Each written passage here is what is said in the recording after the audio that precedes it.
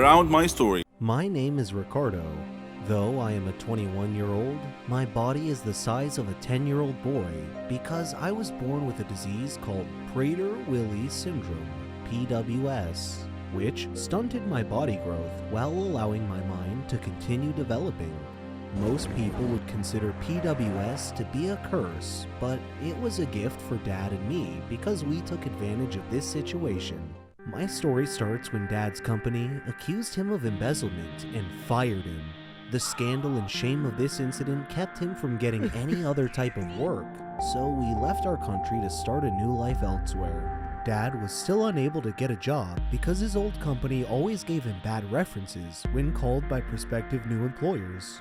Dad was worried about our future, so he improvised and came up with a scheme to turn me into the goose that laid the golden egg.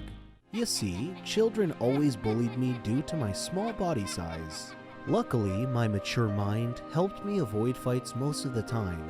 One day, Dad asked me if I wanted to become famous, and I said, sure. He told me that we needed a way to gain people's sympathy, and he explained his plan.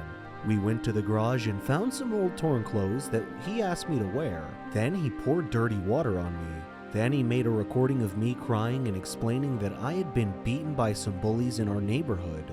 After we finished making our sympathy-garnering video, he applauded my performance and posted it to the internet to see what reaction we would get. The next day, our video went viral, and I became an instant celebrity.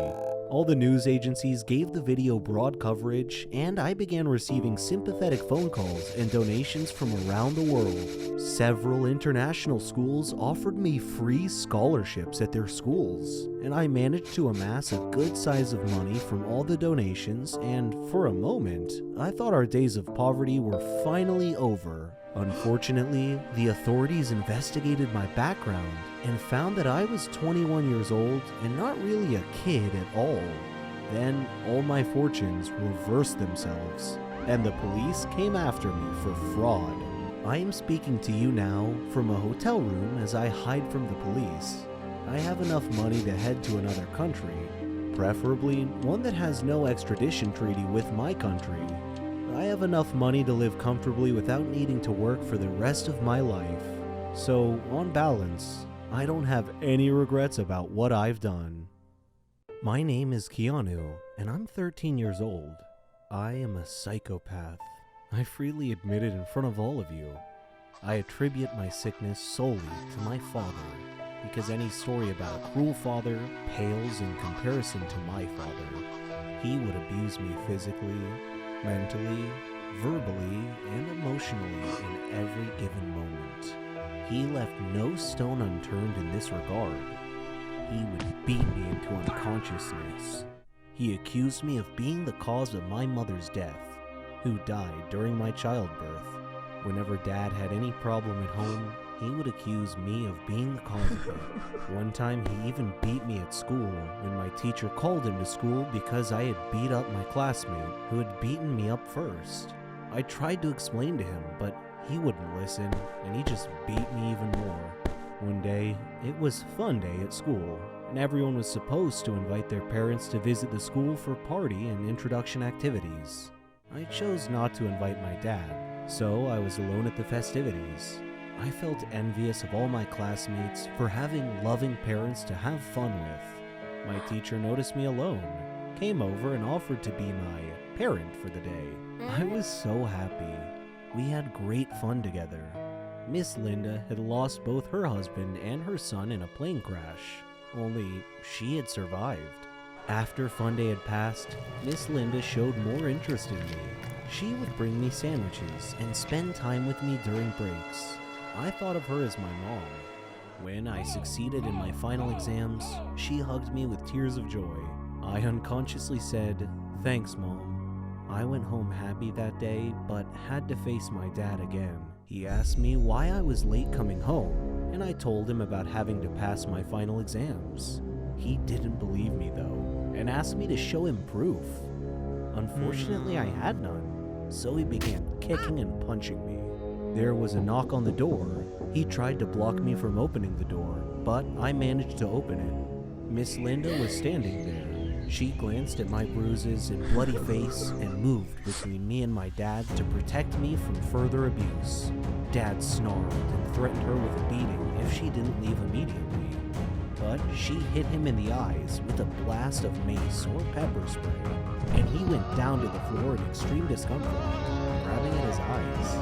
Miss Linda called the police, told them about Dad's child abusive nature, and had him arrested.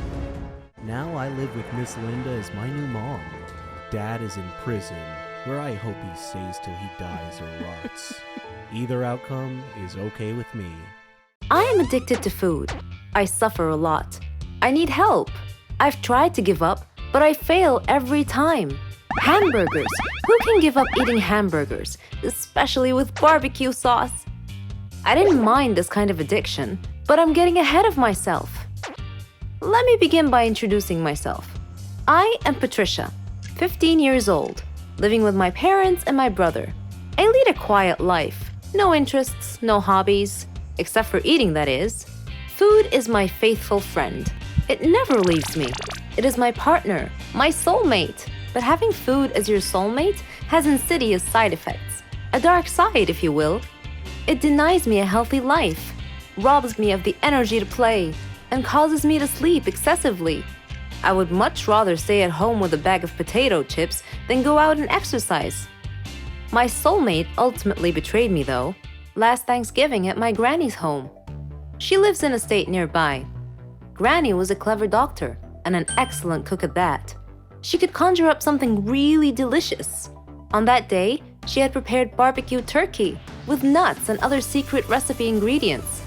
The taste was so great, as if it had descended from heaven itself. I felt like I was fighting a food war, and I had to win at all costs. I ate and ate and ate. I don't know why, but I just couldn't control myself. I attacked that turkey like it was the last on the planet. But every culinary war with a worthy adversary, such as the barbecued turkey, has its own unique type of casualties. Suddenly, I found myself unable to breathe. I fell to my knees and passed out. The turkey had won. I woke up later in the hospital, though, still clinging to an unfinished turkey leg. The doctor told me that I was gaining way too much weight.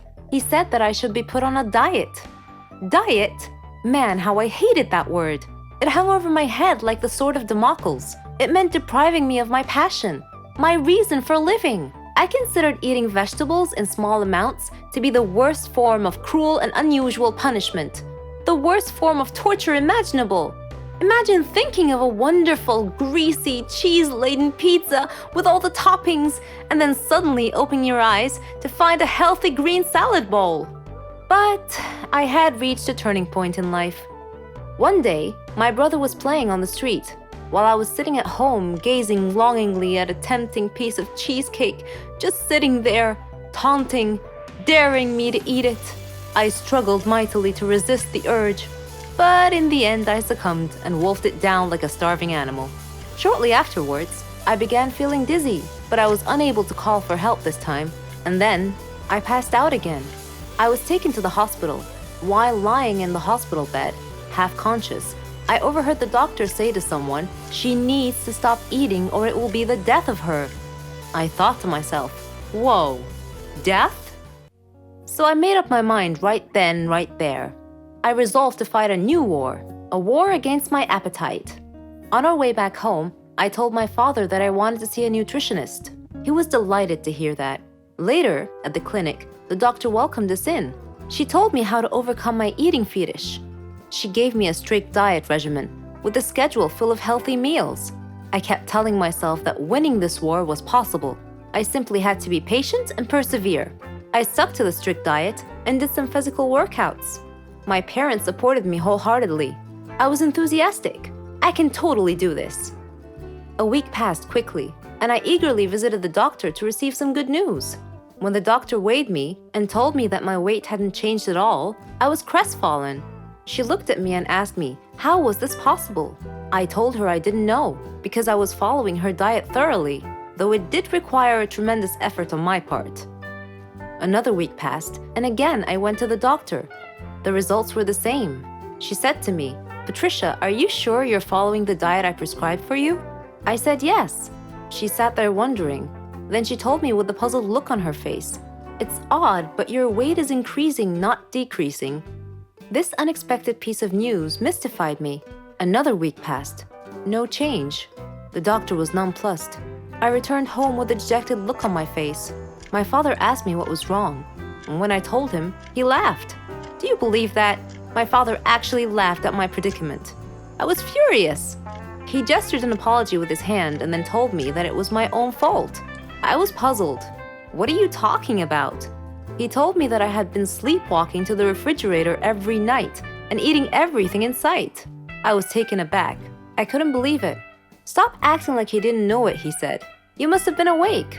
I replied, no, father, I'm not acting. I was truly unaware that I've been sleepwalking and eating in my sleep.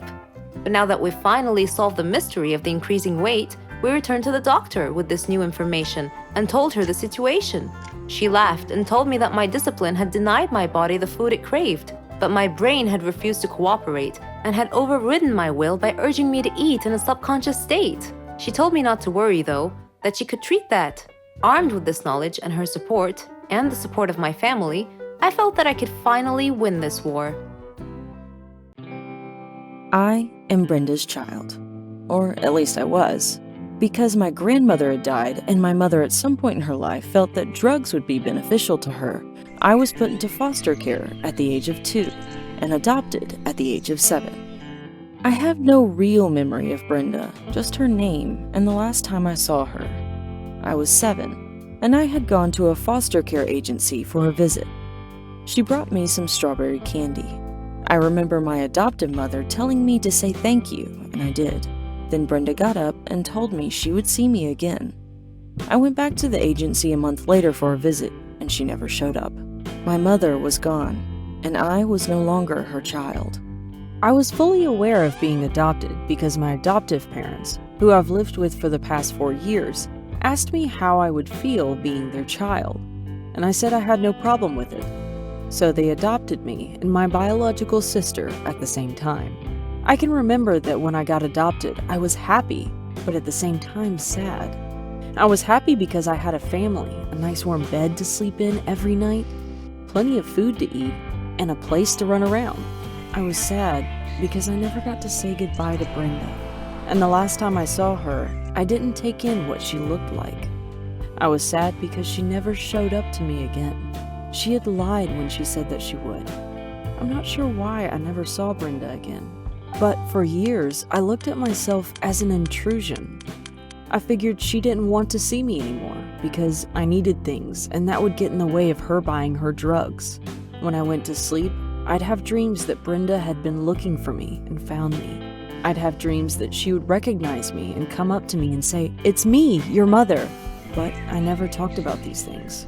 I guess I just didn't see the point. It wouldn't have changed the feeling of loneliness that she had left behind. My adoptive parents didn't make it that easy for me to talk either. It wasn't that they weren't good to me. They took me on road trips, they took me to and great adventures, and they got my hair done every 2 weeks. They gave me a stable home, something I probably would have never had if I had been in foster care or still lived with Brenda. But my adoptive mother jumped to conclusions when I would try to tell her little things about boys or school or anything that happened in my life. She always assumed I was getting in some kind of trouble. So there wasn't any way I would have told her about my most painful private thoughts, even if I had thought of telling her. Instead, I just tried to be a nice kid who always seemed happy. I would smile, laugh, and joke. I'd come home and talk about everybody under the sun and how they were doing, except myself. I didn't want my adoptive parents to feel as if I wasn't appreciative or that I didn't love them, so I tried to act as if everything was good. When you're adopted, you feel like